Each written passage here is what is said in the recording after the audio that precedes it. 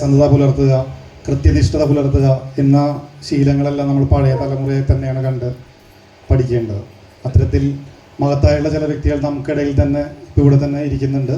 കാര്യം അതിനകത്ത് ഒരാളെ, അതായത് പുലരി റെസിഡൻസ് അസോസിയേഷൻ്റെ തുടക്കകാലം തൊട്ടുള്ള ഏറ്റവും മികച്ച വഴികാട്ടി ആയിട്ടുള്ള വ്യക്തിയെ ഞാൻ കഴിഞ്ഞ ദിവസം ഇതിവിടെ ഒന്ന് എന്തെങ്കിലും ഒരു കാര്യം സംസാരിക്കണമെന്ന് പറഞ്ഞ് വിളിച്ചപ്പോൾ ആ ഫോണിൽ സംസാരിക്കാൻ പോലും പാടില്ല, തൊണ്ടയ്ക്ക് പാടില്ലാത്തതുകൊണ്ട് ശബ്ദം കിട്ടണില്ല.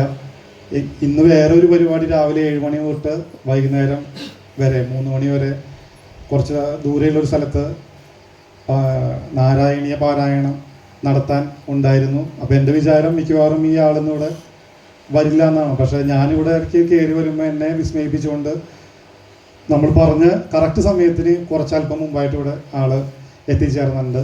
അത്രയും കൃത്യനിഷ്ഠതയും ആത്മാർത്ഥതയും നമ്മുടെ ഇന്നത്തെ തലമുറകളിൽ പലർക്കും മഞ്ഞ് നിന്നുകൊണ്ട് വരിക്കുന്ന കാര്യം തന്നെയാണ്. അപ്പം അത്തരം ഇവർക്ക് ഇതൊക്കെ സാധ്യമാവുന്നത് ഞാൻ മനസ്സിലാക്കുന്നത് പതിറ്റാണ്ടുകളോളം നീണ്ട പുരാണ പാരായണങ്ങളിലൂടെ ആർജിച്ച പുണ്യത്തിൻ്റെ ശക്തിയാണ്. ശരിക്കും പറഞ്ഞാൽ നമ്മുടെ പ്രിയങ്കരിയായിട്ടുള്ള ബഹുമാനപ്പെട്ട ശ്രീമതി അമ്മിണി ടീച്ചറെ ഇന്ന് ഈ പരിപാടിയിലേക്ക് എത്തിച്ചതെന്നാണ് ഞാൻ വിശ്വസിക്കുന്നത്.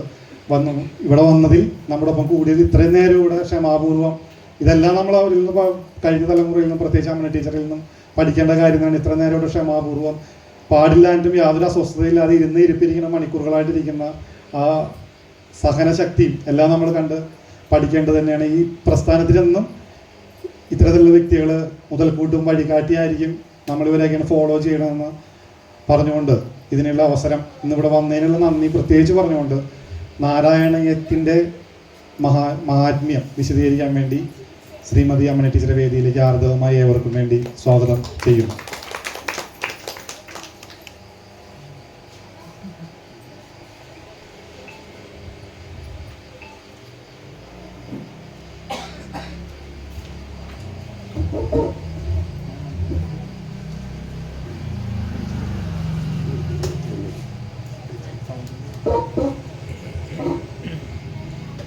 നമസ്കാരം. സമയം ഇത്രയൊക്കെ ആയപ്പോൾ ഞാൻ വിചാരിച്ചു എന്നെ ഒഴിവാക്കിയെന്ന്. മാക്സിമം എന്നെ ഒഴിവാക്കാൻ ഞാൻ പറഞ്ഞിട്ടുണ്ടായിരുന്നു, എന്തായാലും എന്നെ ഒഴിവാക്കിയില്ല. എന്തെങ്കിലും ആവട്ടെ. എനിക്കൊന്ന് രാവിലെ പരിപാടി ഉണ്ടായിരുന്നു, ആകെ ടയേർഡാണ്, വരാൻ പറ്റില്ല എന്നൊക്കെ വിചാരിച്ചു. പക്ഷെ എന്നാലും എല്ലാവരെയും കാണാമല്ലോ എന്നുള്ളൊരു സന്തോഷമാണ് അതിലുപരി. എല്ലാവരും ഒരുമിച്ചൊന്ന് കാണാമല്ലോ, ഇങ്ങനെയൊക്കെയല്ലേ കാണുള്ളൂ, അതിൻ്റെ പേരിൽ വന്നതാണ്. പിന്നെ ഇത്ര നേരം ഇവിടെ ഓരോരുത്തരും അവരവരുടെ ഓരോ മേഖലകളെക്കുറിച്ച് സംസാരിച്ചു. എനിക്കൊരു മേഖലയില്ല, വയസ്സാണിപ്പോൾ, നാമം ചൊല്ലിയിരിക്കണു, ആ ഒരു മേഖലയുള്ളൂ എനിക്കിപ്പോൾ. അതിനെക്കുറിച്ച് എന്താ പറയണതെന്ന് ചോദിച്ചാൽ പറയാനൊന്നും ഞാൻ ആരുമല്ല. ആത്മീയതയെക്കുറിച്ചൊക്കെ സംസാരിക്കാൻ മുരളിയുടെ മുമ്പിൽ പറയാൻ ഞാൻ ആരാണ്? ഒന്നുമല്ല.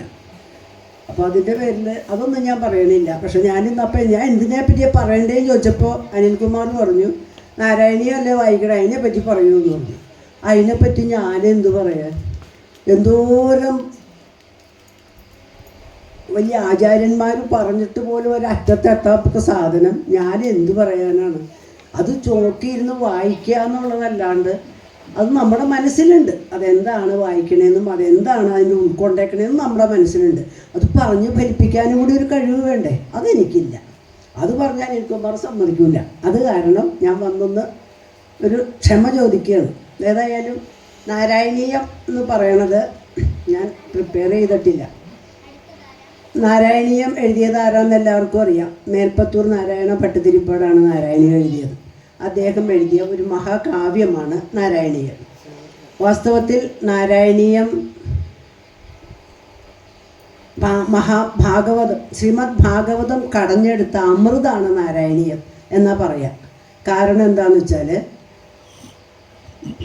ശ്രീമദ് ഭാഗവതം 18,000 ശ്ലോകങ്ങളിലൂടെ 12 സ്കന്ധങ്ങളിലൂടെ 335 അധ്യായങ്ങളിലൂടെ ശ്രീമദ് ഭഗവാന്റെ ശ്രീമദ് ഭഗവാന്റെ കഥകൾ വർണ്ണിക്കുമ്പോൾ വെറും 32 വൃത്തത്തിലൂടെ 1036 ശ്ലോകങ്ങൾ വഴി 100 ദശകങ്ങളിൽ മാത്രം രചിച്ചുകൊണ്ട് അതിൻ്റെ സത്ത മാത്രം ഉൾക്കൊണ്ട് ആവശ്യമുള്ളത് മാത്രം അതിൽ വച്ചിട്ട് ഒരു ചെറിയ ചെപ്പിലാക്കി അടച്ചു വച്ചേക്കുവാണ് നാരായണീയം. ഭാഗവതത്തിലുള്ളത് എല്ലാ പോയിന്റുകളും അതിലുണ്ട്. അത്രയും അത് ഒരു ദിവസം കൊണ്ട് പാരായണം ശ്രീമദ് ഭാഗവതം 7 ദിവസം കൊണ്ട് പാരായണം ചെയ്ത് തീരുമ്പോൾ നാരായണീയം ഒരു ദിവസം കൊണ്ട് പാരായണം ചെയ്യാൻ പാകത്തിന് അത്ര സത്ത് മാത്രം എടുത്തു വച്ചിരിക്കുകയാണ്. അതാണ് 6-7 മണിക്കൂർ കൊണ്ട് ഞങ്ങൾ കണ്ടിന്യൂസ് ആയിട്ട് വായിച്ചുകൊണ്ട് ഇരിക്കുന്നത്.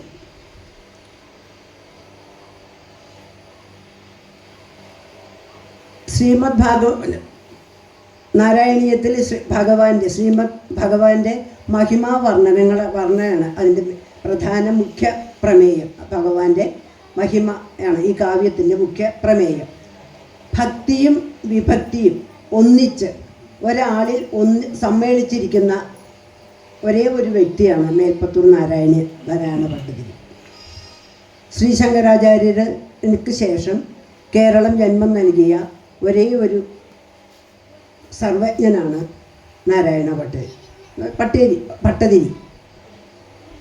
ശ്രീമദ് ഭാഗവതം പരബ്രഹ്മസ്വരൂപമായ വിഷ്ണു ഭഗവാന്റെ കഥകൾ നിറഞ്ഞതാണെങ്കിൽ നാരായണീയം വിഷ്ണു ഭഗവാന്റെ അവതാരമായ ശ്രീകൃഷ്ണ ഭഗവാന്റെ കഥകളെ കൊണ്ട് നിറഞ്ഞതാണ്. കൂടുതലും സ്വർഗാരോഹണം അതിൽ വരുന്നില്ല.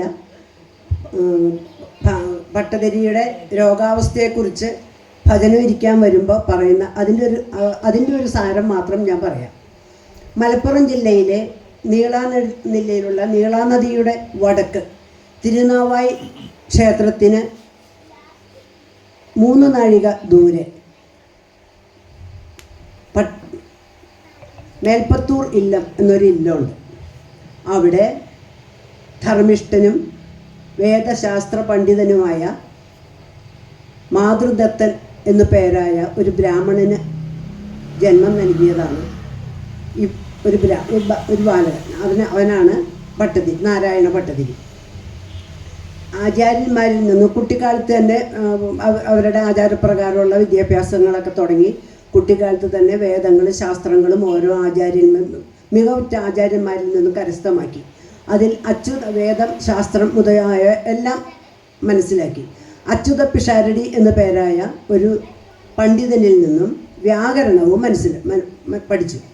പ്രഗത്ഭരായ ഗുരുക്കന്മാരിൽ നിന്നും ഈ സമയം കൊണ്ട് അദ്ദേഹം കാവ്യരചന വശത്താക്കി. അത് വന്നു. അങ്ങനെ ഇത്രയും കഴിവുകൾ വന്നപ്പോൾ ആ കാവ്യരചനയും കൂടി അദ്ദേഹത്തിന് വന്നു. പക്ഷേ ഇത്രയേറെ ഗുരുക്കന്മാരുണ്ടെങ്കിലും അച്യുത പിഷാരടിയാണ് നാരായണ ഭട്ടതിരിപ്പാടിന് ഏറ്റവും ദൃഢമായ ഉറച്ച ബന്ധമുള്ള ഒരു ആശ. കുട്ടി വലുതായി, പഠനങ്ങളെല്ലാം കഴിഞ്ഞു. മേൽപ്പത്തൂരിൻ്റെ അച്യുത പിഷാരിയുടെ മരുമകളെ കല്യാണം കഴിച്ച് സുഖമായിട്ട് താമസിച്ചു. ചെറുപ്പകാലമാണ്. ആ വിഷയസുഖങ്ങളിൽ മുഴുകി ഒരു കാര്യത്തിനും പോവാണ്ട് മടിയനായിട്ട് ഇരിക്കുകയാണ് ഇത്രയൊക്കെ അറിവുണ്ടായിട്ട്. അത് കണ്ടപ്പോൾ പിഷാരടിക്ക് വിഷമായി. ഈ കുട്ടിയുടെ ഭാവി ഇങ്ങനെ പോകുമല്ലോ, ആലോചിച്ച് വിഷമായി. ഭട്ടതിരിപ്പാട് ഒന്നും ശ്രദ്ധിക്കണില്ല. ആ സമയത്ത് ഇങ്ങേർക്ക് വാതരോഗം ബാധിച്ചു. അച്യുത പിഷാരടിക്ക് രോഗം ബാധിച്ചു, വാതരോഗം ബാധിച്ചു. അതോടുകൂടി ഭട്ടതിരിപ്പാടിന് ഒരു ജ്ഞാനോദയം പോലെ തോന്നി. എൻ്റെ ആശാനാണ്, എൻ്റെ ഗുരുവാണ് വയ്യാതെ കിടക്കുന്നത്. ഏതായാലും അദ്ദേഹത്തെ പരമഗുരുവായിട്ട് സ്വീകരിച്ചു.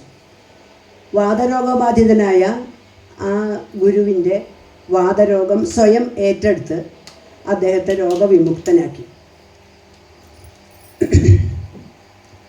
തനിക്ക് പിടിപെട്ട രോഗം അപ്പോൾ രോഗി ഭട്ടതിരിപ്പാടാണ്. ചെറുപ്പമാണ്, വയസ്സ് പറയണില്ല എത്രയാണെന്നുള്ളത്. നാരായണി എഴുതിയ വയസ്സേ പറയണുള്ളൂ.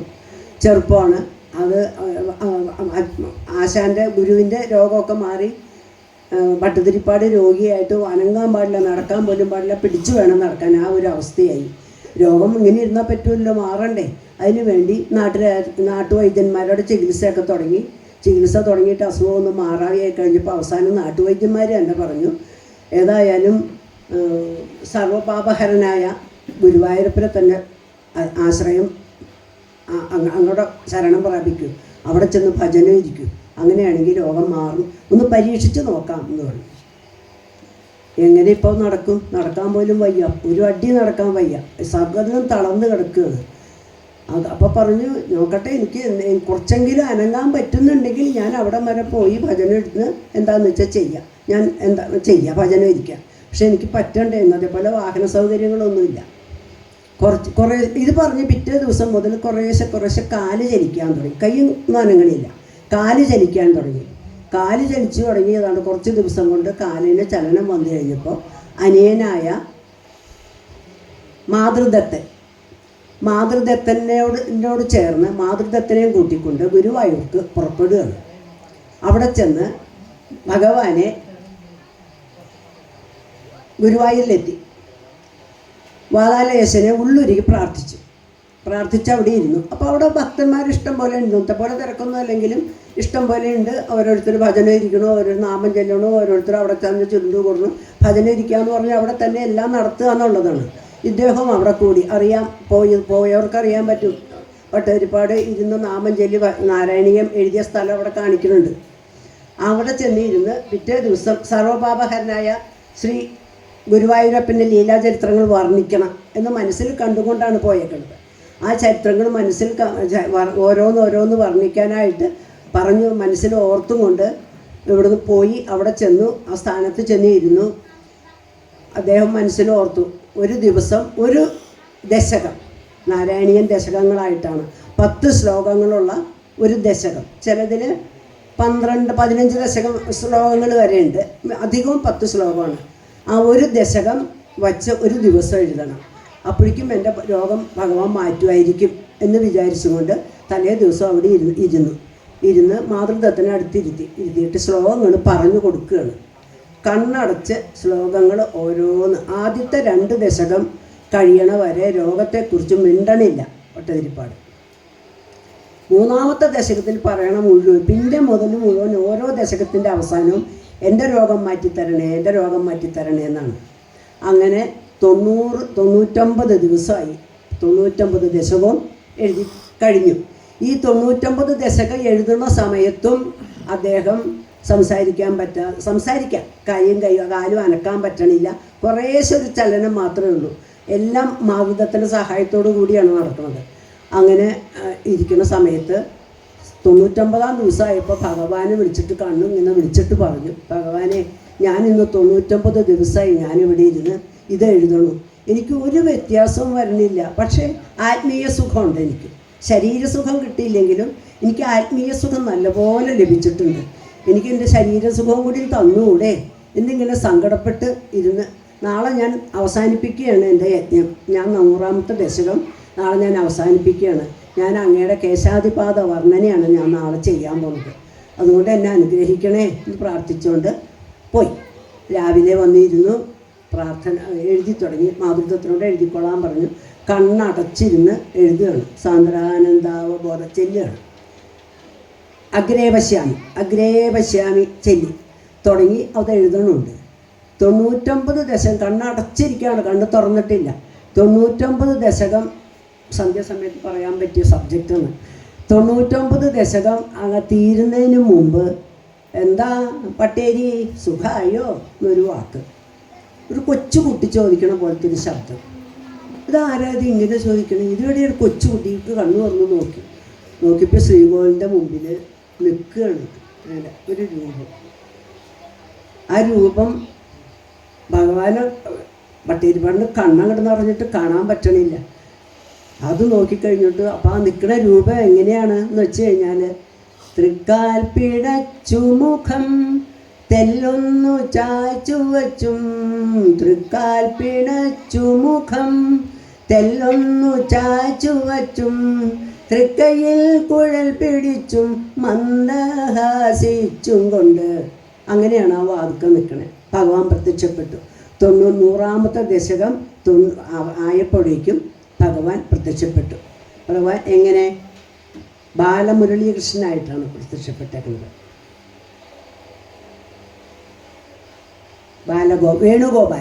വേണുഗോപാലനായിട്ട് പ്രത്യക്ഷപ്പെട്ടു. കയ്യിൽ വേണുവൊക്കെ പിടിച്ചിട്ട്. അത് കണ്ടോടുകൂടി സന്തോഷമായി. ആകെ ശരീരമൊന്നും ശരിയായിട്ടില്ല. അത് കഴിഞ്ഞ് ഇപ്പോൾ ഇങ്ങനെ നോക്കി കഴിഞ്ഞപ്പോൾ കാവ്യം എഴുതി കഴിഞ്ഞു.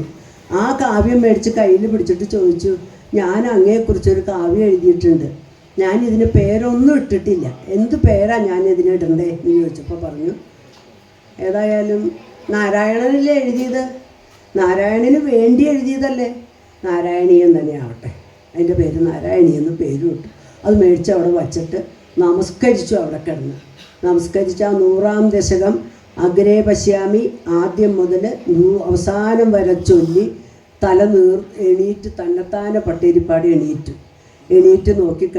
എണീറ്റപ്പോൾ ഭഗവാനില്ല, ഭഗവാൻ അപ്രത്യക്ഷനായി. എന്നെ കണ്ടു, ഞാൻ ഭഗവാനെ കണ്ടു, എൻ്റെ രോഗം മാറി, എൻ്റെ വാതരോഗം മാറി എന്നുള്ള സന്തോഷത്തിൽ പട്ടേരിപ്പാട് അവിടെ നിന്ന് തിരിച്ചു പോകുന്നു. 762 കൊല്ലവർഷം 762 വൃശ്ചികമാസം 28-ാം തീയതിയാണ് ഈ നാരായണീയം എഴുതി ഭഗവാന്റെ കയ്യിൽ കൊടുത്തത് പട്ടേരിപ്പാട്. ഇന്നും വൃശ്ചികമാസം 28-ാം തീയതി ഞങ്ങളൊക്കെ നാരായണീയ ദിനമായിട്ട് ആചരിക്കുന്നുണ്ട്. അന്നേ ദിവസങ്ങളിലൊക്കെ 1036 ശ്ലോകങ്ങളിലൂടെ 32 വൃത്തങ്ങളിൽ, 32 വൃത്തമാണ് അതിനുള്ളത്, വൃത്തങ്ങളായിട്ട് അത് മാതൃദത്തനാണ് എഴുതി കൊടുത്തേക്കുന്നത്, സ്വന്തം കൈപ്പടയിൽ എഴുതിയിട്ടില്ല.